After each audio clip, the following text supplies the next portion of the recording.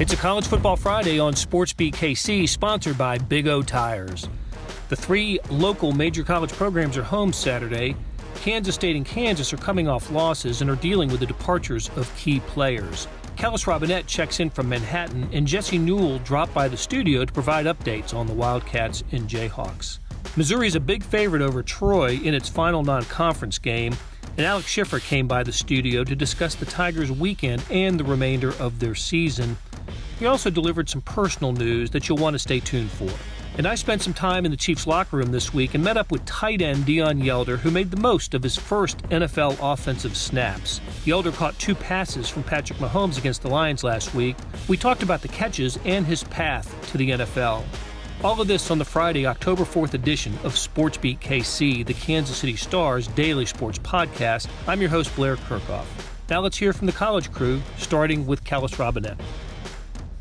Kellis Robinett covers Kansas State for the Kansas City Star and Wichita Eagle, and he's got a big football game to cover this weekend as the Wildcats play host to Baylor, 2:30 kick at Bill Snyder Family Stadium. Baylor, one of 2 teams in the Big 12 that is 4-0, but K-State a slight favorite in this game. Is this one going to sell out, Kellis? Are they going to fill the stadium for this? I think it'll be a little bit under, so there'll be a few empty seats. Okay. Well, one thing that'll happen is before we get into the game, one thing that'll happen for sure in this game is that fans won't have to struggle to watch this game on television. Those who won't be in attendance that watched last week's loss to Oklahoma State on the Big 12 Now network, ESPN Plus. Kellis, you wrote a pretty extensive story about this that has appeared in the newspapers here in the last day or so.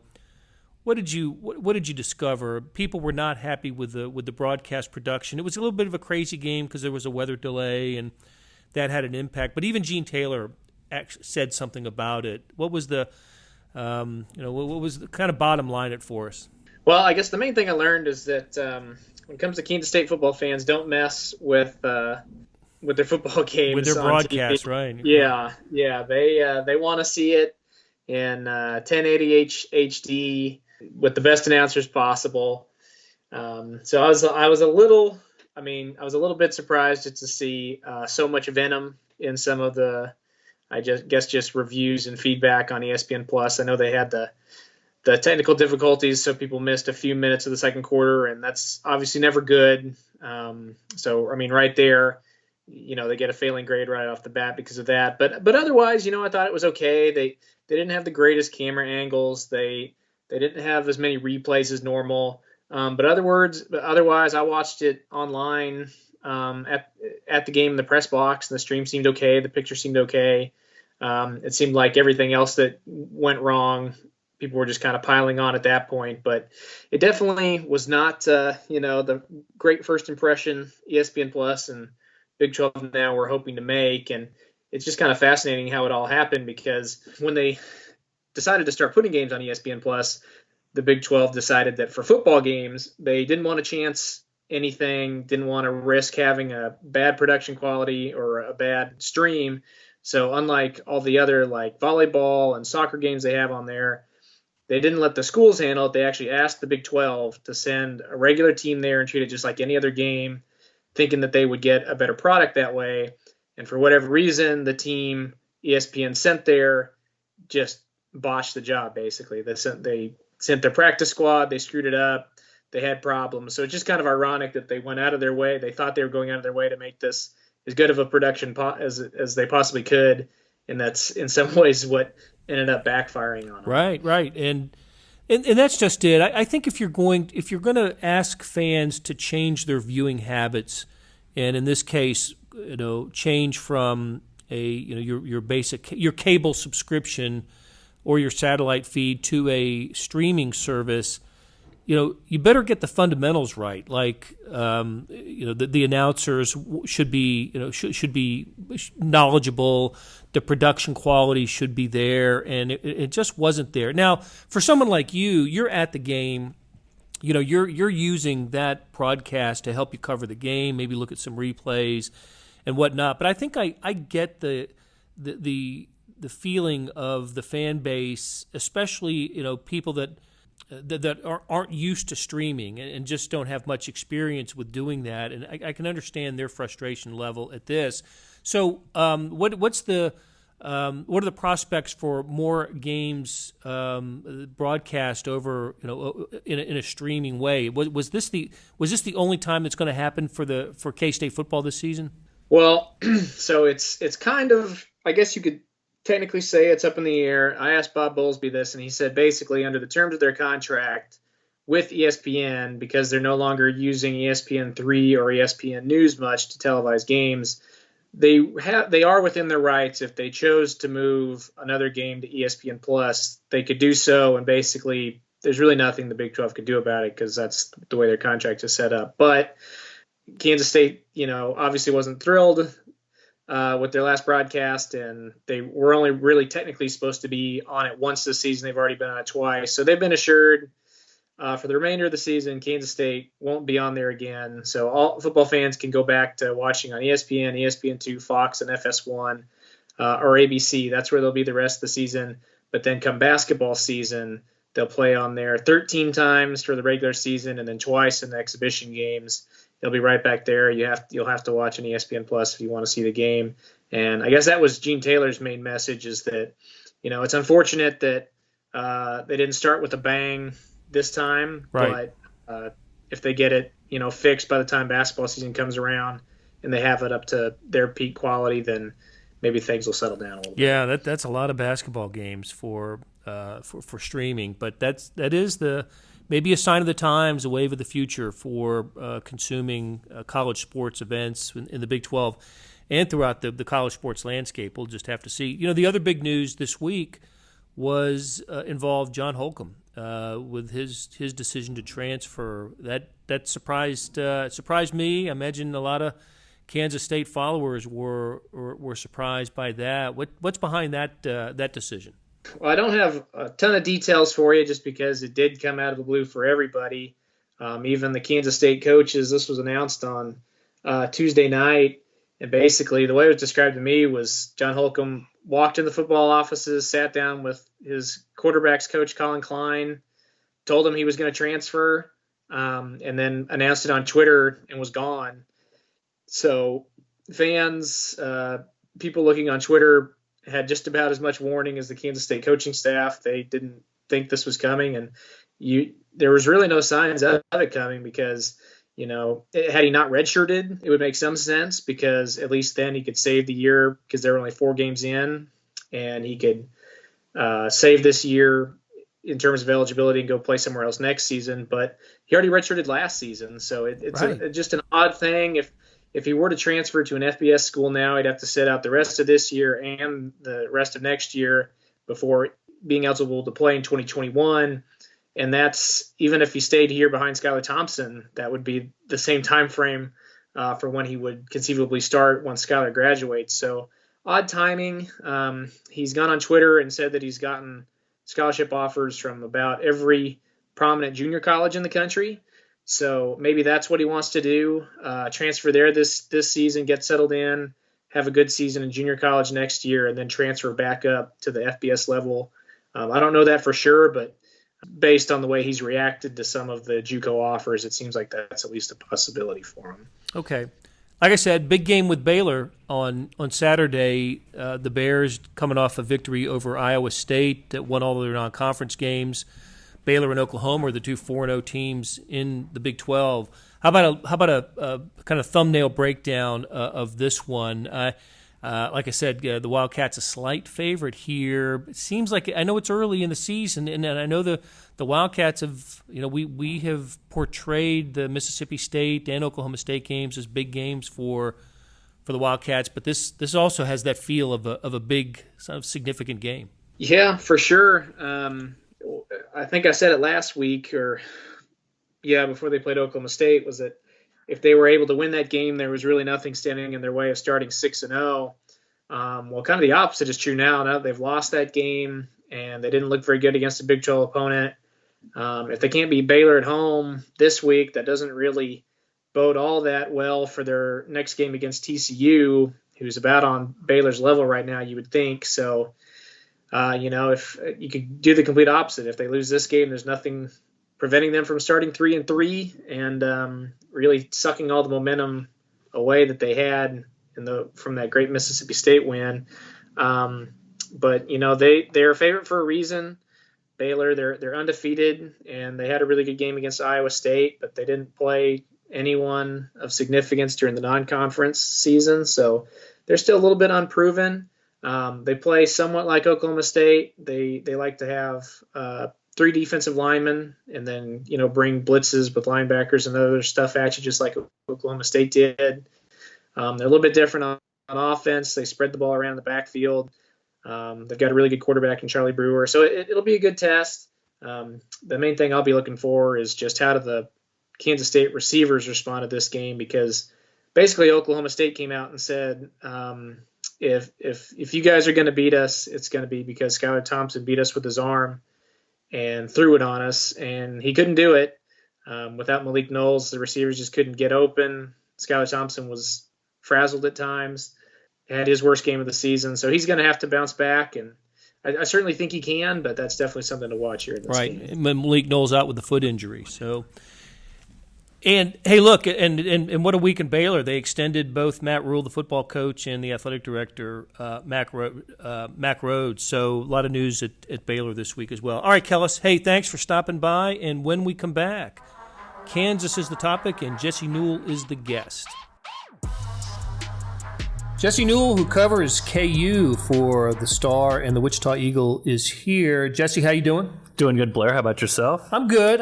Hey, tell me, what have you done with Khalil Herbert? What have I done with him? Where is he? He's left. I didn't do anything. I promise.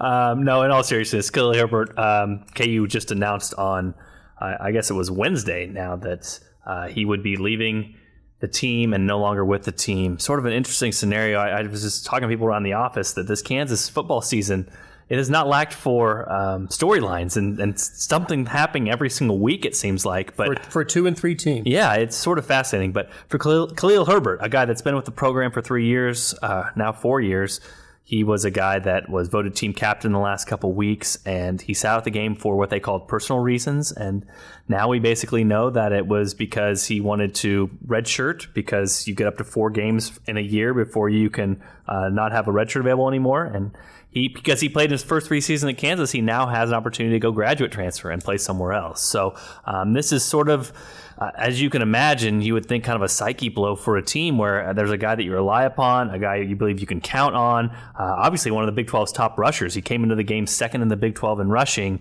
and all of a sudden he's decided that he's not going to be on your team anymore, and midseason he's going to go pursue opportunities elsewhere. So for Kansas, sort of a difficult thing to overcome in the hours and minutes before a game starts, but that was what they were asked to do, and obviously it didn't turn out too well against TCU. He had a big game against Boston College, right? 170, 180 yards rushing. Yeah, including the 82-yard run at the end of the first half that sort of swung the game open. That was kind of the big play where KU was just trying to get to halftime, and he broke down the sideline with blockers down there. So he also had a huge game against West Virginia a couple years ago. I can't remember the exact total. Do you have it? 291. I wrote it down. 291, yeah, one of the biggest rushing days in NCAA history. So he absolutely showed flashes of being great.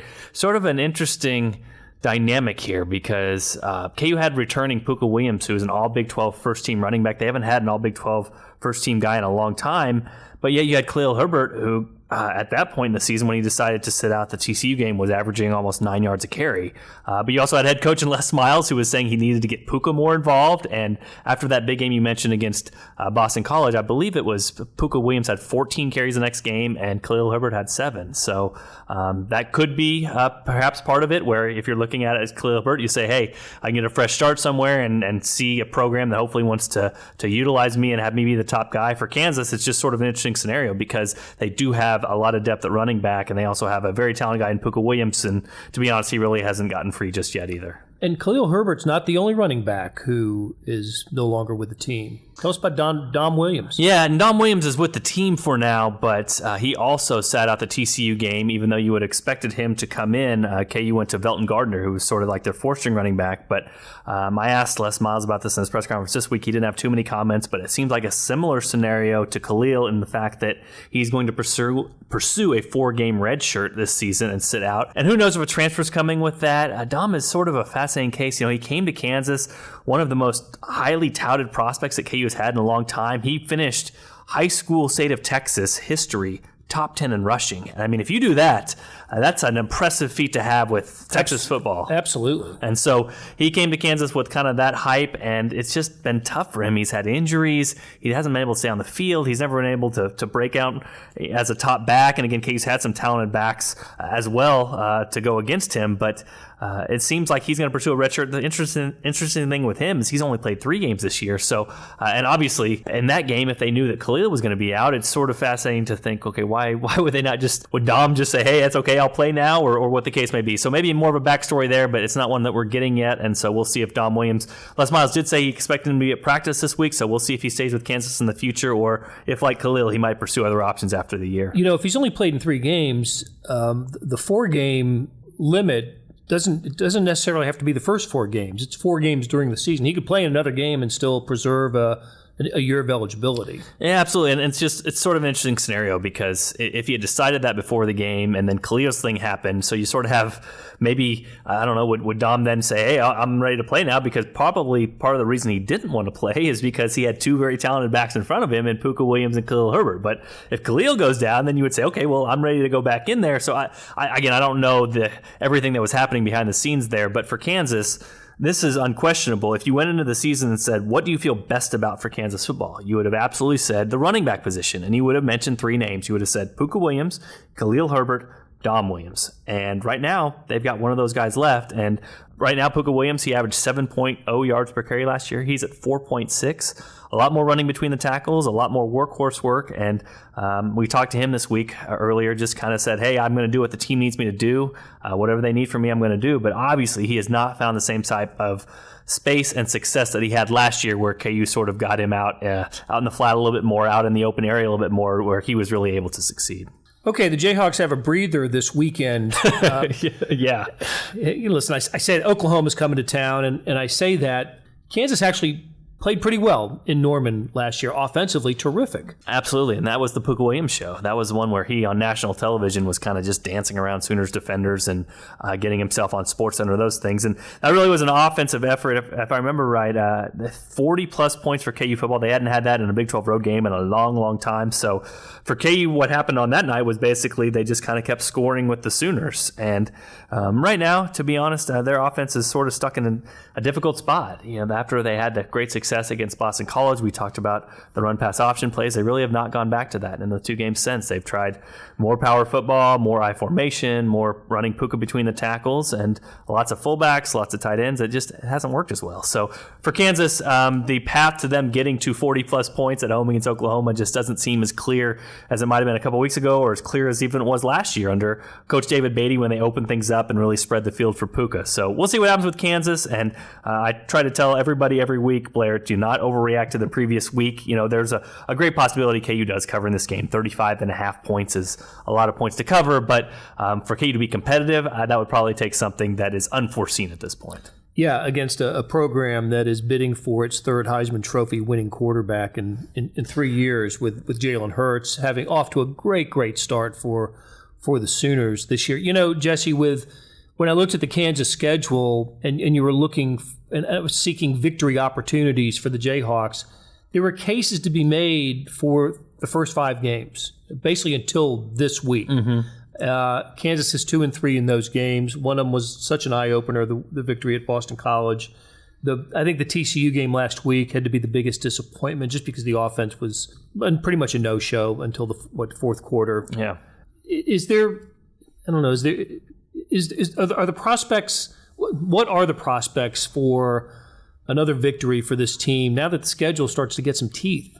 It's difficult. You know, I've sort of had to kind of change my worldview of kind of how this all works. And you sort of have to look at the big picture of the rest of the games, obviously Oklahoma is not one of these games you walk in and say Kansas has a 25% chance to win. But basically, if you look at the probabilities here, you still have K-State at home. You still have Texas Tech at home. You still have some of these opportunities on the schedule. You look at there and you say, okay, maybe Kansas has not an 80% chance to win, but they got a 25% chance to win or a 30% chance to win. And you add all those up over the course of time, and it's really difficult to say, hey, they're going to be favored against Texas Tech at home. That's not the case. It will not be the case. But it's a little bit easier to say, hey, if they got a 25% chance against Texas Tech and a 15% chance against K-State, and you add all those up over the course of 7 games, maybe sometime in there they rise up and beat somebody. So that's kind of the prospects at this point. I think it's made more difficult, Blair, because we saw this team maybe the last game and a half without Drew Prox, who was their star linebacker in there. And to be frank with you, right now they just don't have options available behind him after he went out with an apparent shoulder injury against West Virginia. They just don't have guys that are ready to step in. They've got Gavin Potter, who's a true freshman, who's trying to learn on the job, but again, not always in the right place that he needs to be. You've got Jay Deneen, who again has been with the program for a few years, but I think there's a reason that he hasn't really progressed and into a starting role by this point, because it's just a position that does not have a lot of depth. It doesn't have a lot of experience. It doesn't have a lot of snaps behind these two guys in Drew Prox and Kyron Johnson. So Kyron Johnson went out last week with a little bit of a stinger. He said he'll be fine for this week. But without Drew Prox in there, you're sort of going from what was a position of strength to now a position where you're trying to fill in the pieces. So defensively for Kansas, it's going to be tougher sledding from here on out. It's going to be tough to stop the run. It's going to be tougher for them without one of their top players. And then offensively, like I said, I think they just have an identity problem, which is for now it seems like a mirage. For 3 quarters against Boston College, they look like world beaters, and then after that they went back to kind of what we've seen from Les Miles over the course of a decade or two, which is these a lot of these toss plays that seem to go for big yardage once against Boston College and don't go for yardage on every other first down they try it. So I think offensively it's an identity issue where they sort of maybe have some options to go back to what they ran before and see more success and open things up when they've had success, and then defensively just trying to figure out what linebackers they can rely upon with Drew Prox going down and trying to fill in his production. All right, Jesse. Hey, thanks for stopping by, and we'll see you next week. Sounds good, Blair. Appreciate it. Missouri is the topic, and Alex Schiffer is the guest when we return. Alex Schiffer covers the Missouri Tigers for the Star. Alex, how you doing? I'm good. How are you? Rare in-studio appearance for me. I think this is only unbelievable. My second time. Yeah, second time in a year that we've been doing this podcast, or not a year, months. We've been doing the podcast. So it's great to see you. Glad you're here. And we're going to talk some Mizzou Tigers for a while, and then we're going to talk about some personal news for you. You wrote a story that is posted on the Star's website that I didn't realize this. The Tigers under Barry Odom 0-7 when he has more than a week to prepare. The anti-Andy Reid Barry Odom, and he addressed it. What did he say? Yeah, so I counted bowl games in there just because they've been winless in both bowl games. And season openers? Yes, so, and if we're going to count the season openers, I mean, that Missouri State game that he played a couple years ago, I mean, it was a win, but it was more of a... It was an alarm-setting win. Yeah, so just generally speaking, he hasn't, even in the 2 wins are against FCS schools, UT Martin and Missouri State, and the UT Martin game is the only game that's really gone smoothly. So, and I give him credit, after the South Carolina game, big win for him, gets a monkey off his back. Someone was asked about it, and he's like, yeah, it's been well documented how bad I am off the bye. And so they tried to treat it differently this week and treat last week like more of a game prep week, and also try to implement some game prep for Troy this Saturday last week. And usually the bye week for college coaches, they're always on the road recruiting. They did not go on the road until Thursday night and a Friday, I want to say, which is interesting. Again, last year, I think they left that Monday and were going through high schools all week. So they did a few different things differently, it seems like, in an attempt to fix this. Well, and it's something that needs to be fixed, because the Wyoming game is included in this 0-7 record against FBS opponents. So Troy is the opponent this week, as you mentioned, and the Tigers are a big favorite in this game. If the streak continues after this week, then there's trouble in River City. And I said in my story too, I think this is a tough week to kind of analyze if they fix anything off of it, because they're heavy favorites. Troy's been really good the past few years under Neil Brown, but he left for West Virginia. Chip Lindsey's in. They've had a sluggish start, and they've only had one game at seems like where they're an offense that can kind of hang with anybody, but their defense has given up big yardage in every game they've played. So I think if it was going to come down to a game of defense, I would trust Missouri's with the way it's playing. But yeah, it's interesting. There's all this talk about Barry Odom after the bye week, but I think that it's still a conversation even if they win this week, and that's their next bye week. They have 2 this year. They'll be coming off the bye week going into Georgia.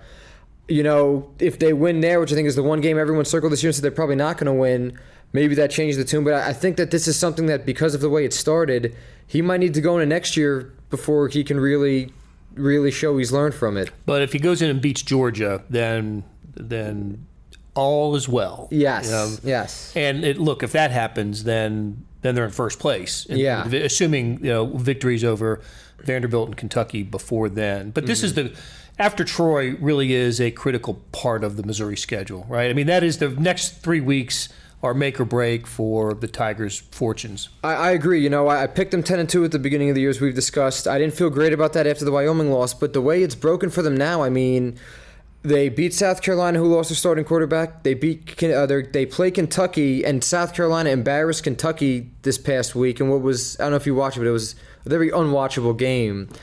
And then Vanderbilt shouldn't really scare them, and Florida has even they've lost Felipe Franks. I was never really a drinker of the Felipe Franks Kool-Aid, but they look vulnerable. I wouldn't say I don't know if I'd pick Missouri to win that game yet, but I think that if Missouri finishes with less than 9 wins in the regular season, it's going to be a big disappointment just based on the way the schedule is still set up for them, despite Wyoming.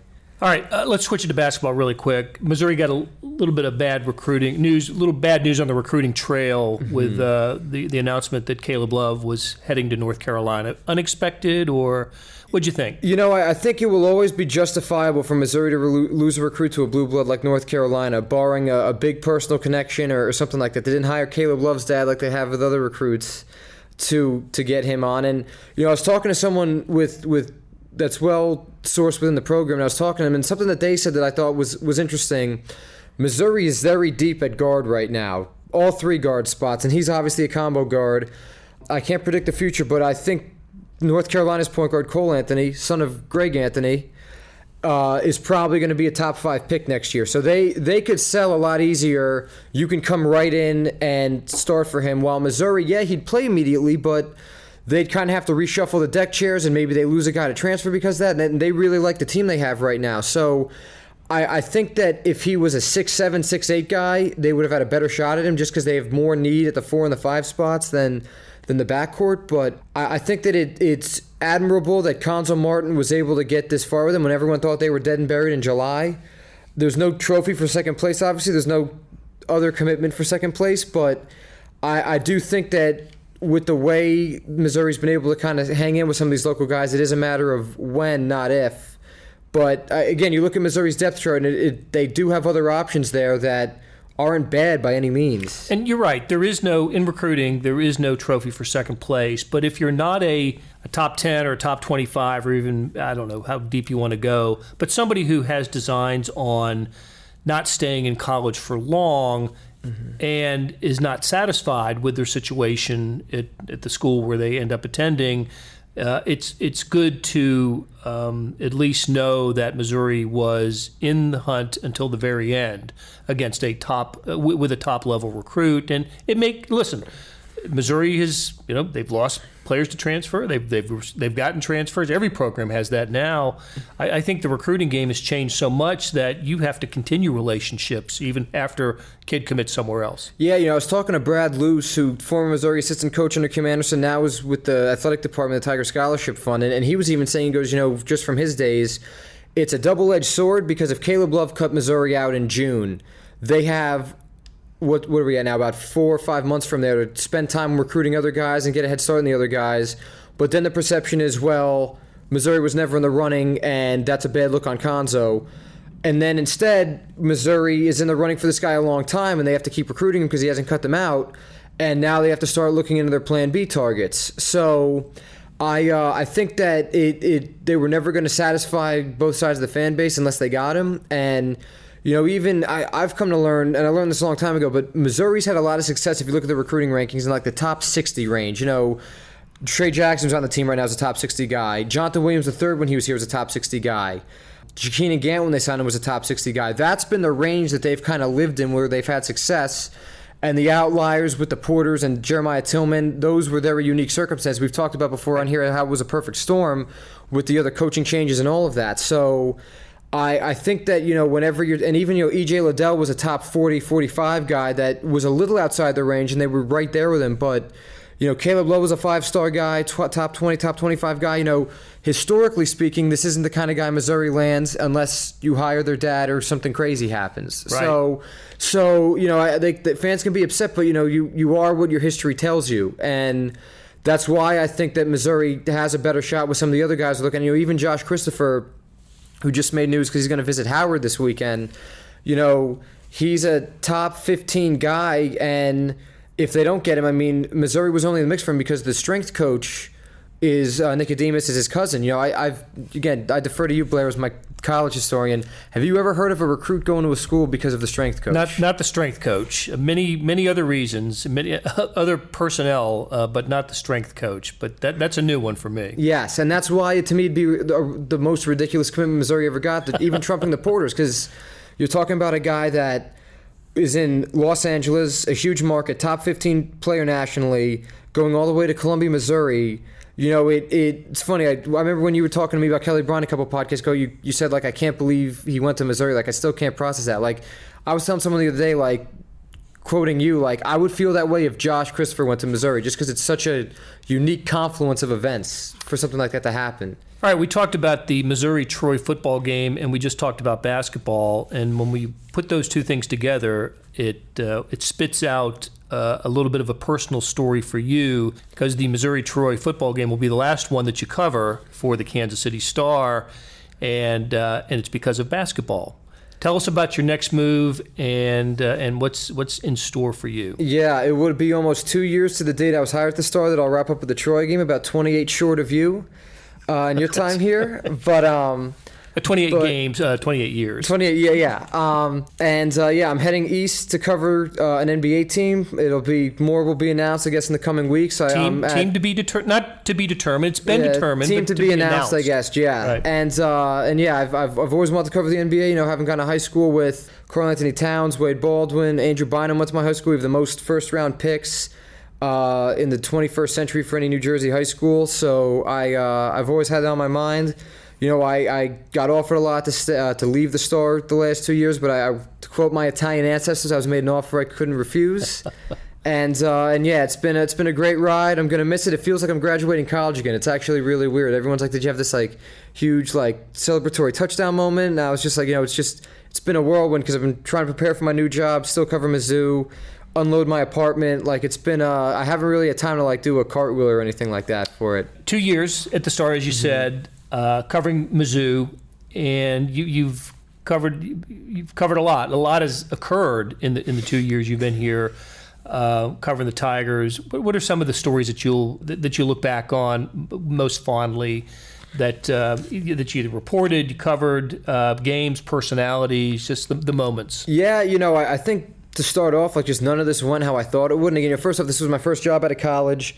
Mizzou grad school, Mizzou journalism school. Yeah, and even some people have said to me, I heard about your new gig. Why haven't you told me? I've never left a job before. I don't know how all this goes. I don't know who, So, the whole Michael Porter thing to me is still crazy about just you think you're going to cover this team that's this national news with one of the biggest revivals ever, of single-digit team to potentially Sweet 16, and then it went down the way it did. But I still think that season's kind of undersold with just what Konzo was able to do with the still personnel he had and the emergence of Cassius Robertson. I remember just some crazy weekends, when we went to watch E.J. Liddell before going to Starkville for a game.